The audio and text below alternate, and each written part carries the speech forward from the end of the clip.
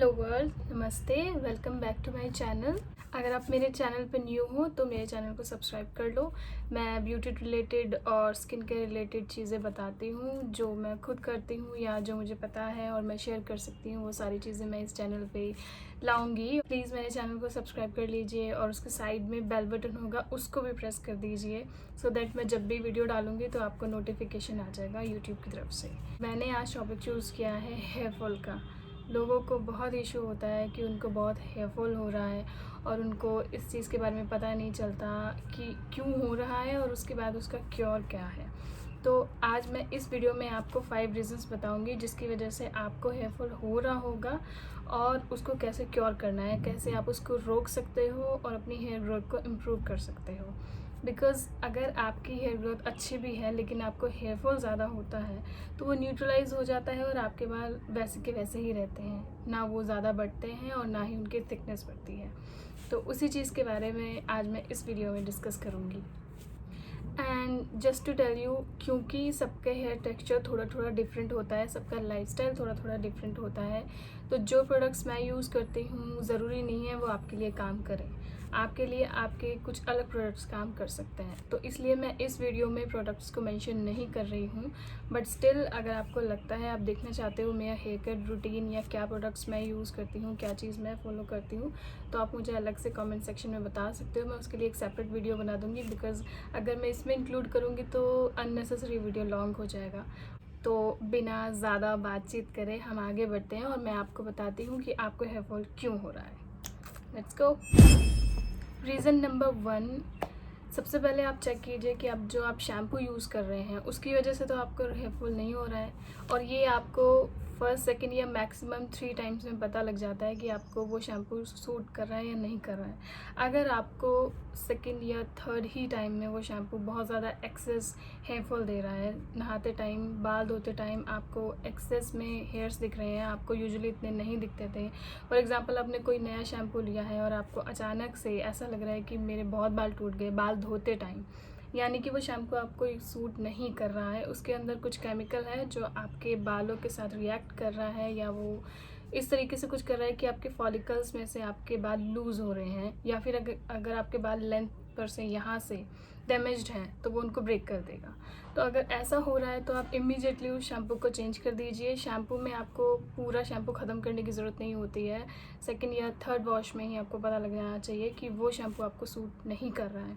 और अगर वो नहीं कर रहा है तो बेशक से वो शैम्पू एक्सपेंसिव हो, आपको उसे यूज़ करना बंद करना होगा, क्योंकि आपने ऑलरेडी पैसे वेस्ट कर दिए हैं गलत शैम्पू यूज़ करके। और अगर आप उसको कंटिन्यू करोगे यूज़ करने के लिए ये सोच के कि पैसे वसूल होंगे, तो नहीं, आप सेकंड गलती कर रहे हो, आप अपने बालों को और ज़्यादा डैमेज कर रहे हो।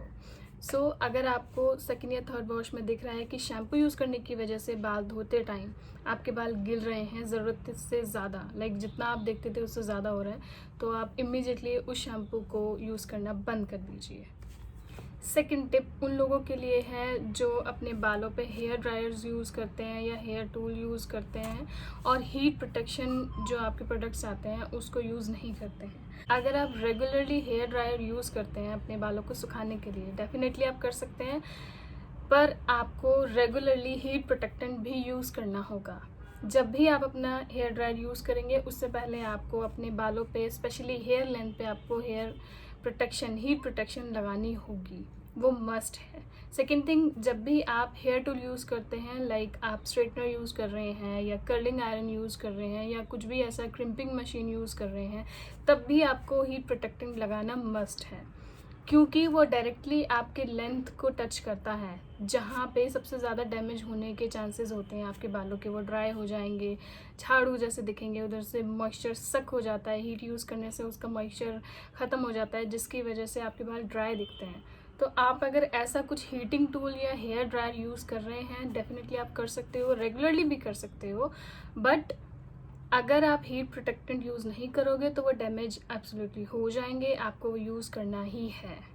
हीट प्रोटेक्टेंट्स के साथ साथ आपको हेयर सीरम्स भी यूज़ करना चाहिए। हेयर सीरम्स आपके हेयर लेंथ्स के लिए होती है, वो बेसिकली स्कैल्प के लिए नहीं होती है, और उसको यूज़ करने का तरीका होता है कि जब भी आप बाल वॉश करते हो तो आप थोड़ी सी क्वांटिटी लेके अपने हेयर लेंथ पे, अपने गीले बालों पे लगाते हैं। तो ये एक तरीके से उसी तरीके से है जैसे आप नहाने के बाद फेस में मॉइस्चराइज़र लगाते हो, क्योंकि आपका जो फेस का मॉइस्चर होता है वो फेस वॉश करने की वजह से वहाँ का मॉइस्चर स्ट्रिप हो जाता है। इन द सेम वे जो आपकी हेयर लेंथ होती है, शैम्पू करने की वजह से वो थोड़ी सी ड्राई हो जाती है, मॉइस्चर थोड़ा सा हट जाता है। तो आपको नहाने के बाद गीले बालों में हेयर सीरम लगाना चाहिए। इससे उसको जो थोड़ा बहुत मॉइस्चर चाहिए वो भी मिल जाता है। साथ में आप बाहर जाओगे या घर में ही हो, पोल्यूशन है, गंदगी है, या और भी बहुत छोटी छोटी चीज़ें होती है जो हमें दिखाई नहीं देती, तो वो डायरेक्टली नहीं जाएंगी, क्योंकि आपने हेयर सीरम लगाया होगा, आपके बालों में हेयर सीरम की कोटिंग होगी, तो वो उसके ऊपर पहले लगेगी, इंस्टेड कि वो डायरेक्टली अफेक्ट करे आपकी हेयर लेंथ को। तो आपको हीट प्रोटेक्टेंट और हेयर सीरम रखना चाहिए, ये आपके लिए मस्ट है। मैं आपको अपना हेयर सीरम दिखा देती हूँ। मैं बहुत फंसी नहीं हूँ हेयर सीरम्स को लेके। मैं बस एक सिंपल ये स्ट्रीक्स का बेसिक वर्जन है जो आता है, Streax hair serum vitalise with walnut oil, and मैं इसको बहुत टाइम से यूज़ कर रही हूँ। इसका एक ब्लू वर्जन भी आता है। बस आपको ये ध्यान रखना होता है कि अगर आप हेयर सीरम ले रहे हो, क्योंकि आप हेयर लेंथ पे लगाओगे, तो वो बहुत ज़्यादा ग्रीजी ना हो, आपके हेयर्स के अकॉर्डिंग हो। कि अगर आपके बाल ज़्यादा ड्राई हैं तो आप थोड़ा सा ऑयलियर साइड या ग्रीजियर साइड की हेयर सीरम ले सकते हो, लेकिन अगर आपके बाल इतने ड्राई नहीं हैं, आपको नॉर्मल चाहिए, नॉर्मली आप उसको करना चाहते हैं, तो आपको उसी के अकॉर्डिंग देखना होगा। ये थोड़ा सा डिफ़िकल्ट टास्क होता है, लेकिन जब आप ट्राई करना स्टार्ट करेंगे तो आपको पता लगेगा कि कौन सी सीरम या कौन सी चीज़ आपके बालों पे फिट हो रही है। Third is oiling. अभी सब लोग सोचेंगे ऑयलिंग से बाल कैसे टूट सकते हैं। ऑयलिंग से बाल नहीं टूटते हैं, एक्सेसिव ऑयलिंग से बाल टूटते हैं। कुछ लोग बहुत ज़्यादा ऑयलिंग करते हैं, डेली ऑयलिंग करते हैं और उसके बाद बालों को धोते नहीं हैं। आप जब भी अपने बालों को ऑयल करेंगे, और लाइक अगर आप रात को लगाते हैं, आपको सुबह अपने बाल धोने हैं। अगर आप दिन में लगा रहे हैं तो आपको 1-2 घंटे के बाद बाल धोने ही धोने हैं। स्पेशली अगर आप बाहर जा रहे हैं तो आप ऑयली वाले बाल मत लेके जाइए। इसका रीज़न ये है, आपने बाल ऑयल कर लिए, जो आपको स्कैल्प को मसाज करना था, जो भी आपके बालों में जाना था वो जा चुका, वो 1-2 घंटे में चला जाता है।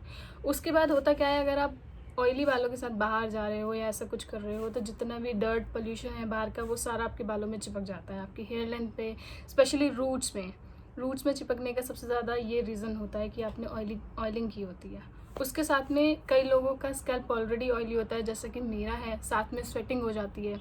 ये सब मिक्स होके आपके जो स्कैल्प होता है उसको बहुत गंदा कर देता है, बहुत मैसी कर देता है। तो ऑयलिंग से जो आपको बेनिफिट होना चाहिए था वो उल्टा हो जाता है, आपको उल्टा सारे डर्ट और वो सब चिपक रहे होते हैं आपके बालों में। तो जब भी आप ऑयलिंग करोगे, अगर आप डेली करते हो, आपको डेली अपने बाल धोने चाहिए। अगर आप कभी कभी करते हो, जब भी करते हो, आपको उसी के अकॉर्डिंग अपने बालों को वॉश करना होगा। अदरवाइज़ जो ऑयलिंग से आपको बेनिफिट होना चाहिए वो उल्टा होना स्टार्ट हो जाएगा, क्योंकि आपके बाल गंदगी से भी टूटते हैं। आपके फॉलिकल्स जो होते हैं, जहाँ से आपके बाल निकलते हैं, वो डैमेज होना स्टार्ट हो जाते हैं, वो ठीक से काम नहीं करते हैं, तो आपके जो बालों की लेंथ है वो नहीं बढ़ती है। फॉलिकल्स का यही काम है कि वो बालों की लेंथ को, मतलब आपकी लेंथ जो बढ़ती है वो वहीं से बढ़ती है, जो प्रोटीन निकल के आता है बालों का वो वहीं से निकल कर आता है, तो वही डैमेज होना स्टार्ट हो जाता है या ब्लॉक हो जाए, गंदगी की वजह से वो ब्लॉक हो जाता है, तो आपकी हेयर लेंथ नहीं बढ़ेगी और आपके हेयर फॉल भी स्टार्ट हो जाएगा। तो ऑयलिंग करनी है, लेकिन एक्सेसिव नहीं करनी है तो आपको रेगुलर अच्छे से अपने बालों को धोना है। फोर्थ पॉइंट जो बहुत लोगों का इशू होगा वो है स्प्लिट एंड्स। अगर आपके बालों की लेंथ के नीचे स्प्लिट एंड्स हैं, आपको लगता है वो झाड़ू जैसे हैं, ये है वो है, तो आपको हेयर कट लेना चाहिए, आपको हेयर कट लेना ही है। रही बात कि आप बाकी चीज़ों से उसको रिपेयर कर लें, रिपेयर भी होते हैं लेकिन उस तरीके से नहीं होते हैं जो आप चाहें कि एक एक जो स्प्लिट एंड्स इसके आगे हो रखा होगा वो एक एक रिपेयर हो जाए, ऐसा कभी नहीं होता है। अगर आपकी हेयर लेंथ में नीचे स्प्लिट एंड्स थोड़ा बहुत है तो आप मास्क लगा सकते हो उनको रिपेयर करने के लिए, वो फिर भी काम करेगा। बट अगर आपके स्प्लिट एंड्स बहुत ज़्यादा होते हैं तो फिर आपको ट्रिमिंग करानी चाहिए रेगुलरली, लाइक 2 to 3 मंथ्स में आपको ट्रिमिंग करानी चाहिए। अब ट्रिमिंग का मतलब ये नहीं होता है कि आप प्रॉपर तरीके से इतना हेयर कट करा लें, ट्रिमिंग करा ली, नहीं। अगर आप 1/2 इंच या 1 इंच भी बाल अपने कटवाएंगे तो भी ठीक रहेगा। साथ में पार्लर्स में आपके स्प्लिट एंड्स को रिमूव करने के लिए कुछ अलग अलग वो कुछ इस तरीके से यूज़ करते हैं, आपके बालों को ऐसे रोल करके वहाँ से स्प्लिट एंड्स रिमूव करते हैं। बट वो एक लॉन्ग प्रोसेस होता है, क्योंकि उसमें आपको 3-4 सेटिंग्स लेनी पड़ती हैं प्रॉपरली आपके स्प्लिट एंड्स को रिमूव करने के लिए, जो कि मुझे बहुत टायरिंग लगता है। मैं नहीं कराती हूँ, मैं सिंपली ट्रिमिंग कराती हूँ। हर दूसरे तीसरे मंथ में ट्रिमिंग कराती हूँ। अपने बाल 1 इंच तक, हाफ इंच तो नहीं, 1 इंच तक मैं कटवा देती हूँ, जिसकी वजह से मेरी लेंथ जितनी है वो उतनी ही रहती है। बट आपके बाल हेल्दी रहते हैं इसकी वजह से। स्प्लिट एंड्स अगर आप कंटिन्यूसली रिमूव कराते हो तो आपके बालों की हेल्थ, जो क्वालिटी है, यहाँ हेयर लेंथ की जो क्वालिटी है वो इम्प्रूव होने के चांसेस बढ़ जाते हैं। तो आपको स्प्लिट एंड्स को रेगुलरली रिमूव कराना है, वो आपकी चॉइस है। आप प्रॉपरली 3-4 सीटिंग वाली कराना चाहते हैं, या फिर आप ट्रिमिंग कराना चाहते हैं, या फिर आप हेयर मास्क या अदर रेमेडीज़ को यूज़ करके उनको रिपेयर करना चाहते हैं। बट ट्राई कीजिए कि आपके पास स्प्लिट एंड्स ना हो। 5th and the last reason is your lifestyle. मैंने इसको सबसे लास्ट में इसलिए रखा है क्योंकि ये सबसे ज़्यादा इम्पॉर्टेंट है, इसलिए मैंने इसे लास्ट में रखा है। क्योंकि जो भी मैंने अभी आपको 4 रीज़न बताए, अगर आप वो सब भी करेक्ट कर लेते हो, लेकिन आप ये 5वां नहीं करते हो, अपना लाइफस्टाइल ठीक नहीं करते हैं, तो वो चीज़ें काम नहीं करेगी। अब लाइफस्टाइल में आपकी क्या इंक्लूडेड है? आपको अच्छी नींद लेनी है। जितनी नींद आपको चाहिए आपकी बॉडी को, वो 6 घंटे की हो, 8 घंटे की हो, 4 घंटे की हो, जिससे आपको रिलैक्स फील हो, वैसी नींद आपको लेनी है। Second thing is your diet. आपको एक प्रोटीन रिच डाइट लेनी है। आपकी डाइट में प्रोटीन बहुत होना चाहिए। ऐसा नहीं है कि आपने थोड़ा सा प्रोटीन खाया है और उसके बाद आप सोचेंगे आपके बालों पे जाना चाहिए। नहीं, ऐसा नहीं है। प्रोटीन खाने के बाद अगर वो एनर्जी में कन्वर्ट हो रहा है और बाकी जगह जा रहा है, आपके बालों के लिए नहीं बच रहा है, तो फिर आपके बाल नहीं बढ़ेंगे। आपको एक्सेस नहीं, मतलब सफिशिएंट अमाउंट में प्रोटीन खाना है कि वो एनर्जी यूज़ होने के बाद भी आपके बालों के लिए बचे, क्योंकि ये जो आपके हेयर स्ट्रैंड्स होते हैं ये डेड प्रोटीन ही होता है। तो ये बालों को बनने के लिए आपको प्रोटीन चाहिए, और अगर वो बचेगा ही नहीं तो आपके बाल नहीं बढ़ेंगे, क्योंकि वहाँ पे बाल बनाने के लिए प्रोटीन होगा ही नहीं। तो आपको ये 2 चीज़ों पे बहुत ध्यान देना है। आपको डाइट अपनी अच्छी करनी होगी, प्रोटीन ज़्यादा खाना होगा अगर आपका टारगेट बाल बढ़ाना या बालों की क्वालिटी इंप्रूव करना है। सेकेंड इज़ आपकी नींद। अब नींद एक तरीके से आपके स्ट्रेस से रिलेटेड है। आपको जितना ज़्यादा स्ट्रेस होगा, आपकी नींद उतनी ख़राब आएगी या अच्छे से नहीं आएगी। आप रेगुलरली ढंग से नहीं सो रहे हैं, वो डायरेक्टली अपने बालों को अफेक्ट करेगी। जब भी आप स्ट्रेस में होते हैं, वो बहुत ज़्यादा, आपको पहला साइन होता है कि आपके बाल गिरते हैं या आपके बालों में थोड़ी सी गड़बड़ आपको नज़र आती है कि ये पहले से ज़्यादा रफ़ दिख रहे हैं, पहले से ज़्यादा ऑयली दिख रहे हैं, पहले से ज़्यादा कुछ ना कुछ गड़बड़ हो रही है। तो दिस इज़ द साइन कि आप स्ट्रेस्ड हो। तो आप ट्राई करिए कि आपकी डाइट अच्छी हो और आपको नींद अच्छी आए। ये आपका काम है। नाउ अभी आपको 5 रीज़न्स पता है जिसकी वजह से मे बी आपको हेयर फॉल हो रहा है, जो मैंने आपको ब्रीफ किया।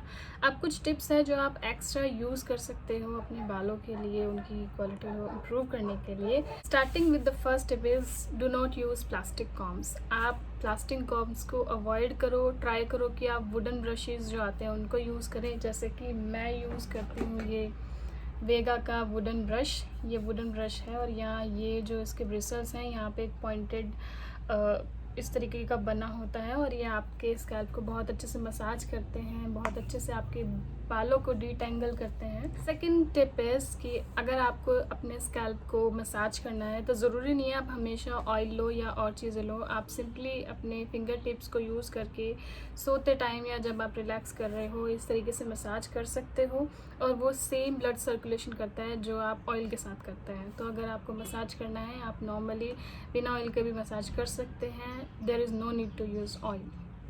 Third tip is quite important, और मुझे नहीं लगता आपने पहले सुना होगा। जब आप ऑयलिंग करते हो और आपकी जो हेयर लेंथ है वो केमिकली ट्रीटेड है, फॉर एग्जांपल मेरे यहाँ जो आपको ये वेव दिख रही है, यहाँ तक मेरे बाल नेचुरल हैं और यहाँ पर मेरे रिबॉन्डेड हेयर्स हैं, लाइक इसलिए थोड़ा स्ट्रेट दिख रहे हैं।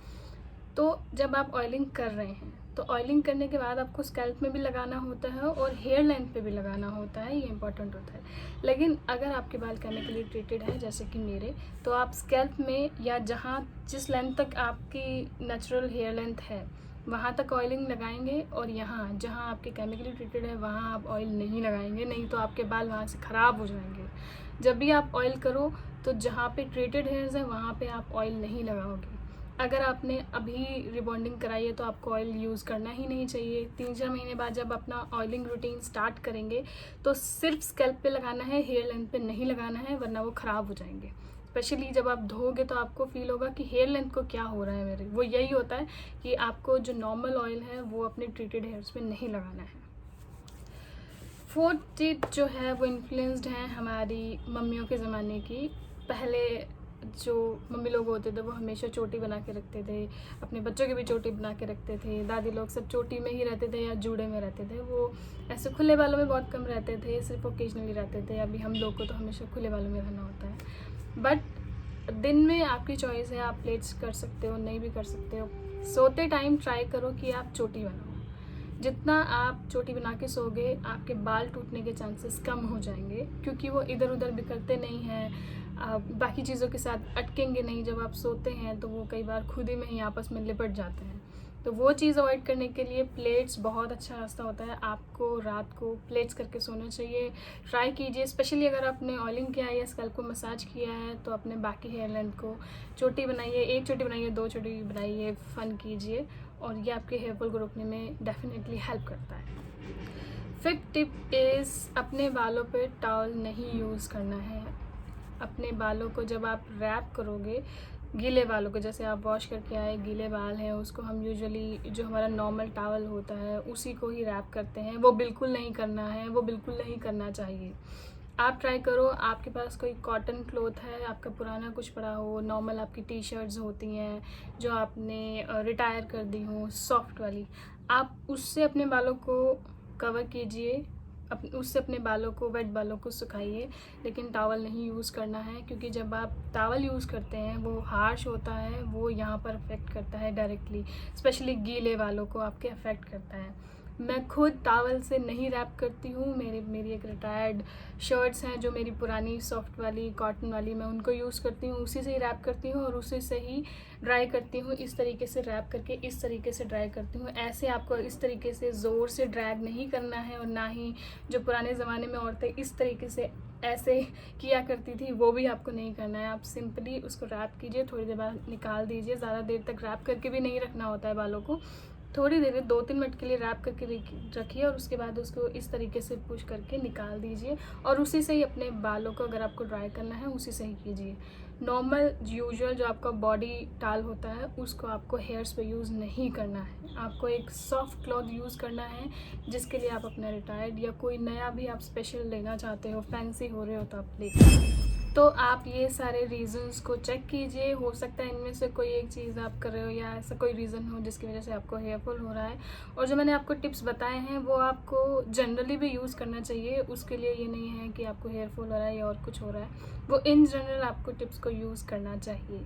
तो अगर आपको वीडियो हेल्पफुल लगा है, आपको थॉटफुल लगा है, शायद इसमें से कोई चीज़ आप रिलेट कर पा रहे होगे अपनी डेली लाइफ में, तो प्लीज़ वीडियो को लाइक कीजिए, सब्सक्राइब कीजिए, शेयर भी कर दीजिए। अगर किसी को नीड हो, वो उसको समझ नहीं आ रहा हो कि मेरे बाल क्यों टूट रहे हैं, गिर रहे हैं, झड़ रहे हैं, जो भी हो रहे हैं, क्यों हो रहे हैं। सो या मैं दूसरी वीडियो में मिलूँगी। बाय।